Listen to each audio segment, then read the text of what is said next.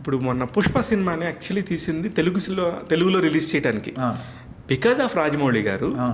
ఆయన ఖచ్చితంగా మీరు వెళ్ళి బాలీవుడ్కి వెళ్ళి మాట్లాడండి, డెఫినెట్గా మీకు మంచి మార్కెట్ ఉంటుందని క్రియేట్ చేసి వాళ్ళ మైండ్లోకి ఒకటి కొత్త దాన్ని తీసుకొచ్చింది కూడా రాజమౌళి గారే.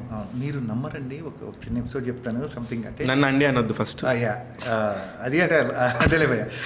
ఏమైందంటే పుష్ప డబ్బింగ్ చెప్తున్నాను అన్నపూర్ణలోనే పైన RRR వర్కే జరుగుతుంది అప్పుడు. అంతే రాజమౌళి గారు ఉన్నాయంటే నేను పైకి వెళ్ళేసి కలవడానికి వెళ్ళాను పైకి. ఆయన ఆ రోజు కూడా ఇది హిందీలో రిలీజ్ చేస్తున్నా అడుగుతున్నాడు భయ్య. ఆయన పైన RRR వర్క్ జరుగుతా ఆయన ఇంకా గుర్తు నాకు చాలా అంటే నాకు చాలా చాలా గొప్పగా అనిపించింది అది. ఒక RRR లాంటి సినిమా, అంత పెద్ద డైరెక్టరు, ఇది హిందీలో చేస్తున్నారా, డబ్బింగ్ జరుగుతుందని అడుగుతున్నారు. అంటే రీకన్ఫర్మింగ్ ఇట్, హిందీలో డబ్బింగ్ చేస్తున్నారంటే నేను జరుగుతున్నాయండి, అన్నీ జరుగుతున్నాయని చెప్పాను.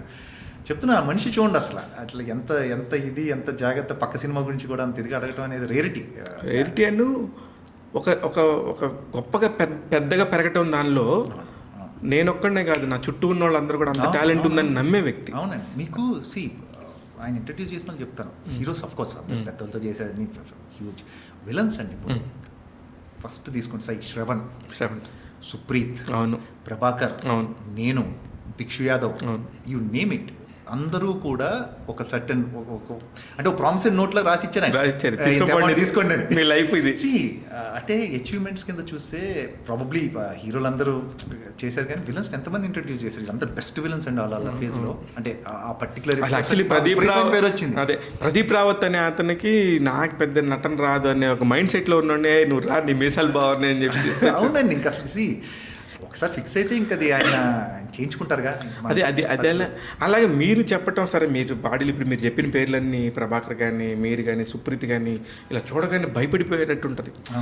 కానీ నాగినీడు లాంటి నాగినీడి గారి ఆయన ఊహించుండ్రు, నేనే అంత పెద్ద రోల్ చేయగలనే విషయం ఆయనకి తెలియదు. చూడండి నాగినీడి గారు, నేమ్ ఇట్, మీరు అందరికీ ఒక స్టాంప్ వేసి వదిలేశారు. ఆయన చాలా మంది వదిలేశారు.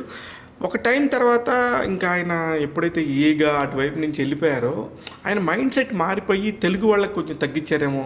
అంటే అండి ఇప్పుడు ఇట్స్ మోర్ ఆఫ్ గ్లోబల్ అయిపోయిందండి. మార్కెట్ రీచ్ అవ్వాలంటే అసలు అందులో అసలు మనం కంప్లైంట్ చేయాల్సిన అవసరం లేదు. ఎందుకు చెప్తున్నానంటే ఇప్పుడు ఉందండి మహేష్ గారి ఫిలిం, ఇట్స్ గ్లోబల్లో.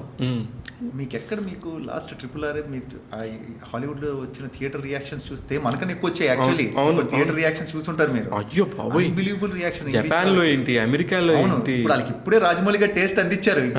జస్ట్ బిగినింగ్ ఇది. నెక్స్ట్ టైం మనం చూస్తాం US థియేటర్స్ లో ఎక్కడో పేపర్లు వేస్తారు, మన కల్చర్ వాళ్ళు అడాప్ట్ చేసుకుని ఆ రకంగా ఎంజాయ్ చేస్తారు. చాలా నియర్ ఫ్యూచర్ లో ఉంది. మన పేపర్లు వేయలేదు అంతే, ఆల్మోస్ట్ విజిల్స్, క్లాప్స్ అన్ని కూడా అదే రేంజ్ లో ఉన్నాయి.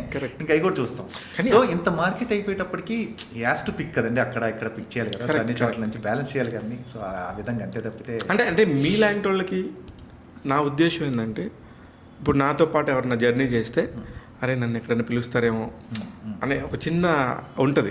అంటే మీకు ఏమన్నా అలాంటిది ఏమన్నా ఉంటుందా? అయ్యో ఎందుకు ఉండదండి. ఇప్పుడు రాజమౌళి గారి సినిమా చేయకూడదని ఎవరు అనుకుంటారు? ఉంటుంది. కాకపోతే మేము తెలుసు కదండి ఆయనకి, సంథింగ్ రియల్లీ కమ్స్ అప్, ఏదైనా మంచిది అని వస్తే మటుకు డెఫినెట్గా పిలుస్తారు భయ్. అందులో నాకు ఏమాత్రం అనుమానం లేదు. అదే ఆయనకి కావాలంటే ప్రపంచంలో ఎక్కడున్నా పిలిచి పెట్టుకుంటారు, అలా తీసుకొచ్చేస్తారు. డౌటే లేదు అందులో, డౌట్. అది ఎవరైనా సరే అది చిన్న క్యారెక్టర్ క్యారెక్టర్ లేదు, ఏదైనా నిజంగా ఒక క్లోజప్ అయ్యి ఉండొచ్చు, లేదా ఒక సీన్ అయ్యి ఉండొచ్చు, లేదా ఒక ఇంపార్టెంట్ రోల్ అయ్యి ఉండొచ్చు.